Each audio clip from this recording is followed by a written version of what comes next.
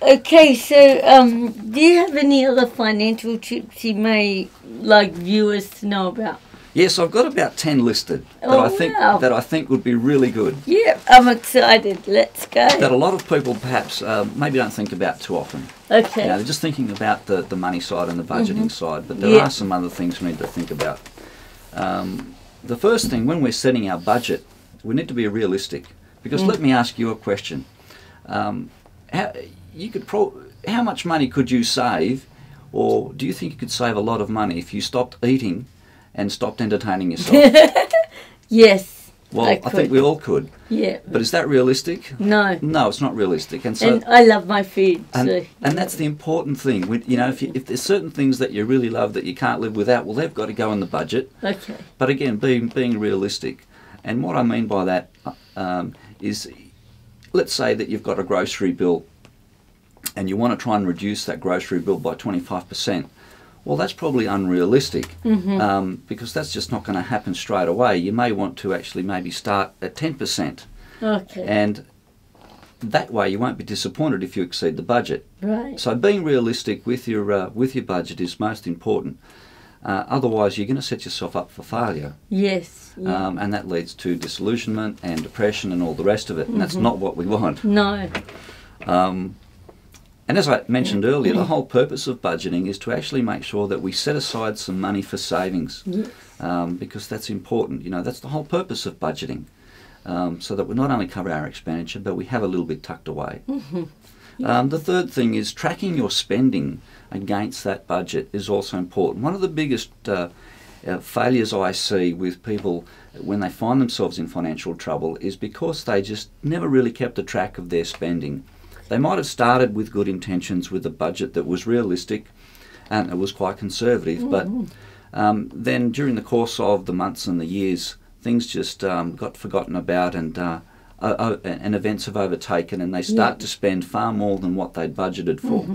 And it's important that we keep revisiting that, perhaps when you're starting your budget, at least for the first couple of months, is to have a check back to see, are you actually achieving that budget or not? Okay. So in that instance, would you write down everything that you spend money on? Exactly. Yeah. And that budgeting tool I mentioned is a great way of doing that. Okay. You can print it out, you can keep it somewhere safe where you can actually look at it and compare it against and update it quite regularly, so that you are tracking your expenditure. Make sure that you're not overspending.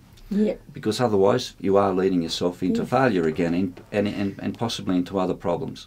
And I guess overspending occurs because you think, well, I have more money, I can do this, and it just becomes a different lifestyle. Exactly, which actually leads to my next point, and that is that when you're budgeting, you need to plan in that budget for some unexpected things that are going to happen. Okay. How many times, Martha, have you had unexpected bills turn up? Yes. I know I've had my share. Or the fridge break. Or the fridge breaks, or the car breaks, or something Yeah. breaks and it needs to be replaced. Yeah. Or that unexpected doctor's bill, or whatever it may be. Yeah. And that becomes worse as you start to have a family, Yes. because they have unexpected issues. Yes. So it's important that you actually build into the budget some funding there for unexpected things. Okay. And I think that's a shortcoming as well. People get onto the process of budgeting for things, and they get into a budgeting tool and they start documenting the money that they feel they're currently spending, but they forget about the what ifs. So we Yes. need to allow for some of that as well. So would you say that you should have a cushion built in? Like, Yes. so say a couple of $1,000 Yeah, as a cushion. A good rule of thumb would probably be around about, depending on whether you have a family or not, somewhere between 5 and 10% of your total expenditure you should just allow as contingency. Okay. And that's something I like to build into every budget. Right. So once you've tallied up all your expenditure for the month or the week or the year, just allow, depending on whether you have a family or not, 5 or 10% over and above that spending to allow as a buffer. So can I just, I guess, revisit that and put it in other terms that may be more easier to understand.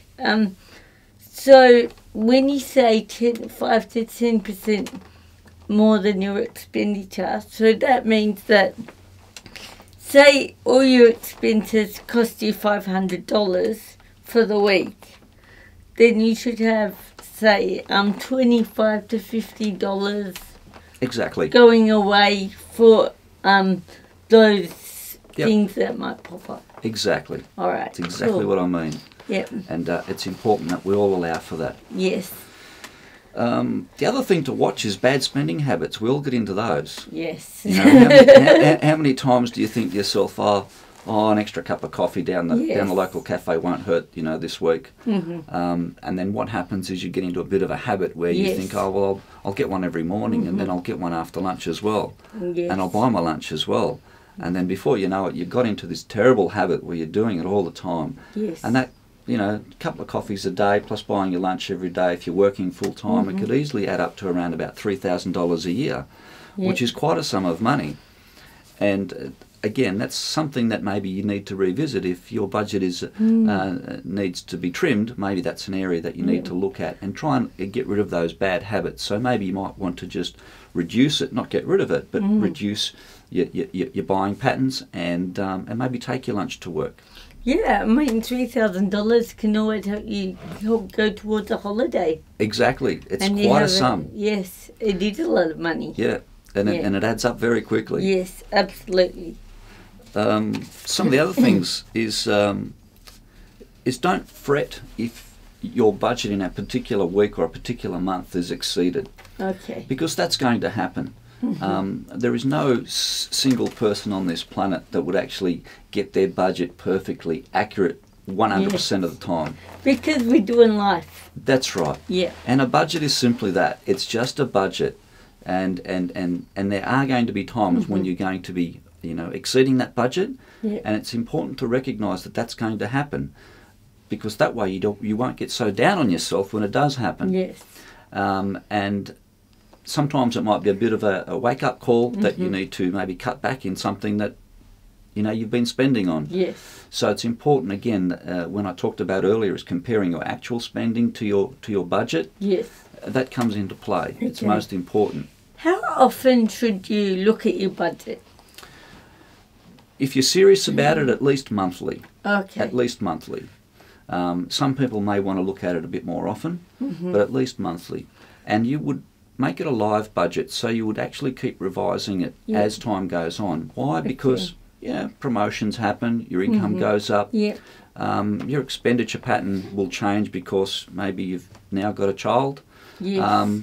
There's all sorts of reasons why it should be a live budget. It should not be something that you just write down, say, at the beginning of the year or at the beginning of the week and then just forget about and think, oh, well, it's going to be the same for the rest of the year. No, it should be constantly updated, and within that, allow that mechanism of that contingency of that 5 to 10% all the time, so that you're constantly refining it.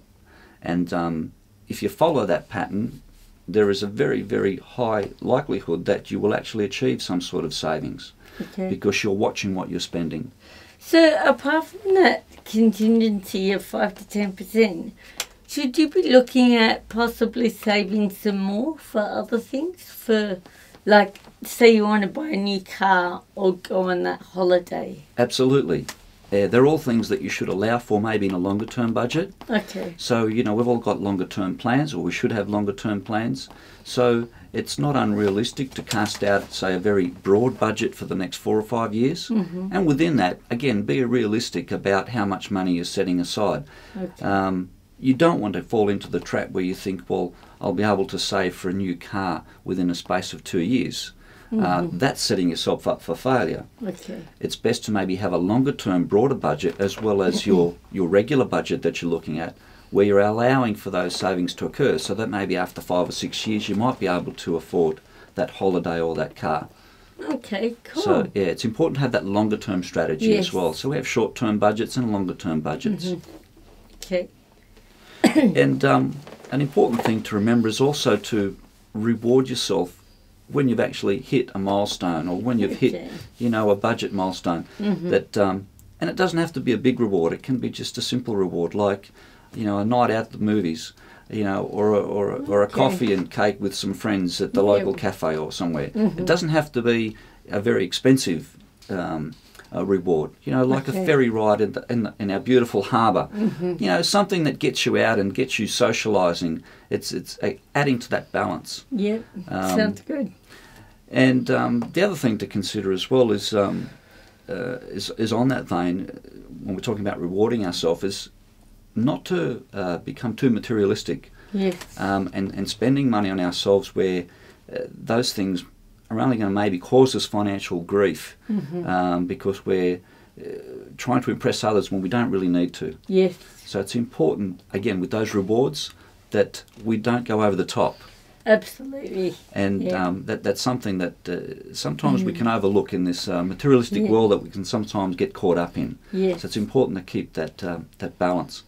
I know you had Dave Hammond from Fusion, yes. and he spoke about volunteering. Yes. Volunteering is also a way of getting out and mixing with people and not necessarily earning an income, but you're still working in a lot of those instances. Yes. Absolutely. And that helps with the balance. It also keeps you, in touch with reality and maybe away from some of those materialistic things that maybe sometimes we think we really need that we don't really need. Yes, absolutely.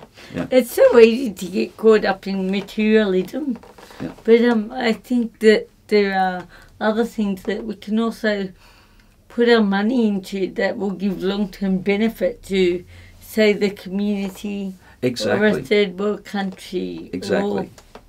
Or, and they say that when you do give to charity and stuff, you do get something out of it. Exactly. Like, it's not just giving money, it's helping yourself too. That's right. Yeah. Yeah. Joining a community group is a start. Yes. And it's a way of becoming involved. Yeah. Well, thank you for that, George. It's been really helpful. There's lots of information there, which I'm sure our viewers will find really beneficial. Thanks again. Thanks, Martha. It's been a pleasure. Right. That's all for today on Let's Get Working. If you have any comments or questions, just write them on the blog and I'll get back to you. Bye for now.